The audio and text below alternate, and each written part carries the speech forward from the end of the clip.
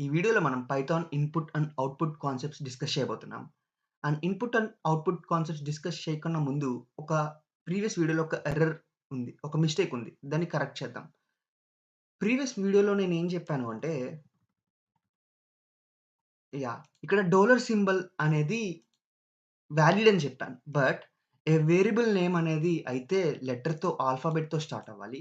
లేకపోతే under స్కోర్‌తో start అవ్వాలి. ఆ 2 కాకుండా ఇంక డిజిట్‌తో స్టార్ట్ అయినా, ఇలా వేరే స్పెషల్ సింబల్‌తో స్టార్ట్ అయినా మనకి ఎర్రర్ వస్తది. రన్ చేసి చూస్తే ఇన్‌వాలిడ్ సింటాక్స్ ఎర్రర్. బికాజ్ ఇది డాలర్ సింబల్‌తో స్టార్ట్ అయింది కాబట్టి. సపోజ్ ఇదే నంబర్‌తో స్టార్ట్ అయినా కూడా మనకి సేమ్ ఎర్రర్ వస్తది. Syntax error, invalid decimal literal. Okay. నంబర్‌తో అండ్ డాలర్‌తో మాత్రం స్టార్ట్ అవ్వకూడదు. But in the middle of the variable name it can contains. మధ్యలో ఏదైనా ఉండొచ్చు. నంబర్ ఇలా ఉండొచ్చు అండ్ డాలర్ సింబల్ ఉండొచ్చు. కానీ స్టార్ట్ అవ్వడం మాత్రం నేమ్ స్టార్ట్ అవ్వడం మాత్రం లిటరల్‌తో ఒక లెటర్‌తో స్టార్ట్ అవ్వాలి. ఆర్ ఎల్స్ అండర్ స్కోర్స్‌తో స్టార్ట్ అవ్వాలి. ఓకే. మళ్ళీ ఒకసారి రివైజ్ చేస్తున్నాను. A variable name must starts with either a letter or underscore. Okay. అది కాకుండా ఏదైనా నంబర్‌తో స్టార్ట్ అయినా, లేకపోతే ఏదైనా స్పెషల్ సింబల్‌తో స్టార్ట్ అయినా, మనకి కంపైల్ టైమ్ ఎర్రర్ అనేది వస్తది. ఓకే. ఓకే.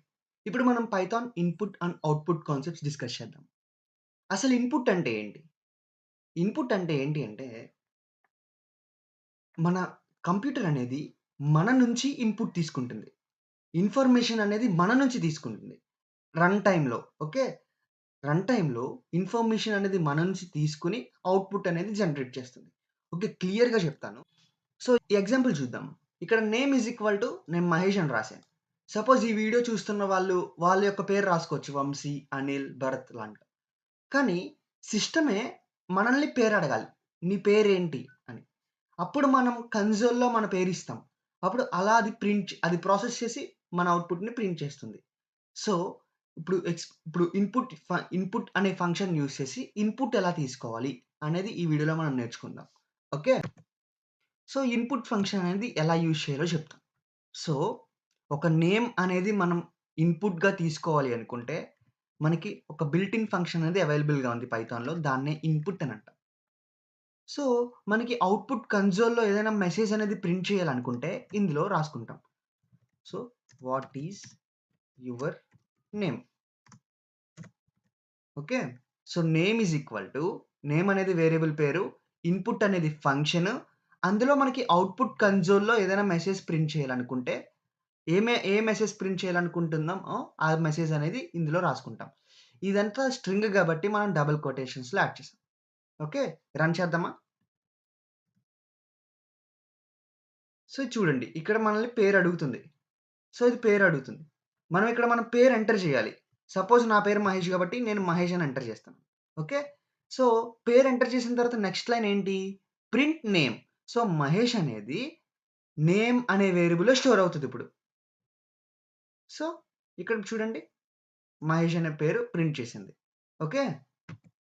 సపోజ్ నేను ప్రింట్ స్టేట్‌మెంట్‌లో కూడా ఏదైనా ఒక మెసేజ్ ప్రింట్ చేయాలనుకుంటున్నాను. యువర్ నేమ్ ఈజ్ అని చెప్పి. ఓకే. ఇన్పుట్ ఫంక్షన్‌లో కూడా ఓకే. ఇప్పుడు చూడండి. What is your name? అని ఇక్కడ కర్సర్ అనేది బ్లింక్ అవుతుంది. అంటే దాని అర్థం ఏంటి? మన ఇన్పుట్ కోసం అంటే మనం ఏదైనా పేరు దానికి ఇస్తే అది ఈ ప్రింట్ స్టేట్‌మెంట్‌లో మనకు మళ్ళీ ప్రింట్ చేస్తుంది. సపోజ్ నేను ఇక్కడ రాజేష్ అని ఒక పేరు ఇచ్చా. సో, రాజేష్ అని ఇచ్చి ఎంటర్ నొక్కగానే యువర్ నేమ్ ఈజ్ రాజేష్ అని ప్రింట్ చేసింది.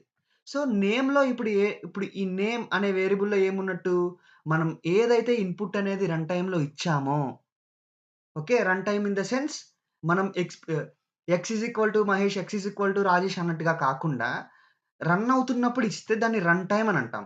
ఓకే. ఇక్కడ చూడండి మనకి వాట్ ఈస్ యువర్ నేమ్ అని బ్లింక్ చేస్తుంది. అంటే మన కోసం వెయిట్ చేస్తుందది. సో, ఇక్కడ రాజేష్ అని ఇవ్వగానే ఆ రాజేష్ అనే పేరు నేమ్‌లో స్టోర్ అవుతుంది. ఓకే.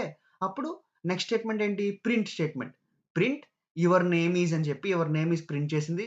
అండ్ నేమ్‌లో ఏ వేరియబుల్ ఉంది? మనం ఏదైతే ఎంటర్ చేసామో నేమ్ రాజేష్ అయితే రాజేష్, మహేష్ అయితే మహేష్. ఆ వేరియబుల్ అనేది ప్రింట్ అవుతుంది. ఓకే. ఇప్పుడు నేను ఏజ్ అనేది ఇన్‌పుట్‌గానే తీసుకోవాలనుకుంటున్నాను. ఓకే. ఏజ్ అనేది ఇన్‌పుట్‌గా తీసుకోవాలనుకుంటున్నాను. Age is equal to input, same input function. What is your age? Okay, and మళ్ళీ సేమ్ ప్రింట్ చేద్దాం. Copy paste age. సో ఇక్కడ Mahesh and what is your age? Age అడుగుతుంది 22. So your name is Mahesh and your age is 22. Okay, but నేను ఇక్కడ థియరీలో ఏం చెప్పాను? It is a built in function which accepts only strings. Strings అంటే ఏంటి? Double కొటేషన్స్లో ఏదైతే ఇస్తామో వాటిని స్ట్రింగ్స్ అని అంటాం, రైట్? ఇన్పుట్ ఫంక్షన్ అంట ఓన్లీ స్ట్రింగ్స్ని మాత్రమే యాక్సెప్ట్ చేస్తుందంట. కానీ మనం 23 అని ఇచ్చాం కదా, ఏజ్ అనేది 22 అని ఇచ్చాం కదా, 22 అనేది నెంబర్ కదా. ఓకే, మరి ఇదేంటి స్ట్రింగ్స్ మాత్రమే యాక్సెప్ట్ చేస్తుంది? సో మనం ఇది టైప్ చూద్దాం. Type of name and type of age.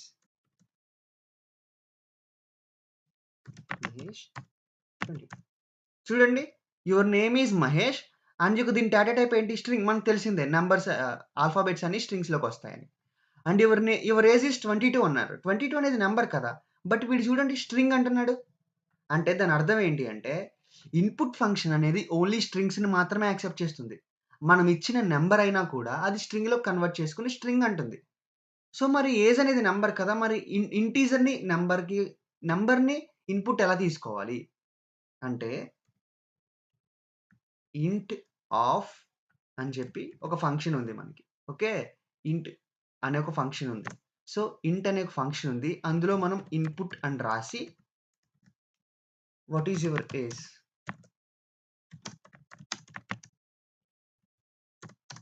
Okay, ఇది ఇన్పుట్ని ఏజ్ని ఇంటీజర్ని ఇన్పుట్గా తీసుకునే పద్ధతి. ఇప్పుడు మళ్ళీ రన్ చేద్దాం. Sorry, brackets. Okay, what's your name? Mahesh and age 22. ఇప్పుడు చూడండి, your name is Mahesh and class అదేంటి స్ట్రింగ్లోకి వచ్చింది. అండ్ యువర్ నేమ్ ఇక్కడ ఏజ్ అనేది వస్తుంది. Your age is 22 and class is equal to integer. Okay, integer అనొచ్చు. సో ఇంటీజర్ మాత్రం ఇలా వస్తుంది. సపోజ్ నేను అనేది ఫ్లోట్ని ఇన్పుట్గా తీసుకోవాలనుకుంటున్నాను, అప్పుడు ఏం చేయాలి? పర్సంటేజ్ ఈజ్ ఈక్వల్ టు ఏదైనా ఫ్లోట్ అంటే మన ఇష్టం, ఏదైనా డెసిమల్ నెంబర్, ఏదో ఒక డెసిమల్ నెంబర్ తీసుకుందాం. DEC is equal to decimal numbers అనేవి ఏ కేటగిరీలోకి వస్తాయి, ఏ డేటా టైప్లోకి వస్తాయి? ఫ్లోట్లోకి వస్తాయి. ఫ్లోట్ అనే ఒక ఫంక్షన్ అవైలబుల్గా ఉంది. సో ఫ్లోట్లోకి వెళ్ళి అక్కడ ఇన్పుట్ అని రాసి లోపల ఎంటర్ డెసిమల్ వాల్యూ అని చెప్పి ఎంటర్ చేసి ఓకే సేమ్ ప్రింట్ చేయాలి.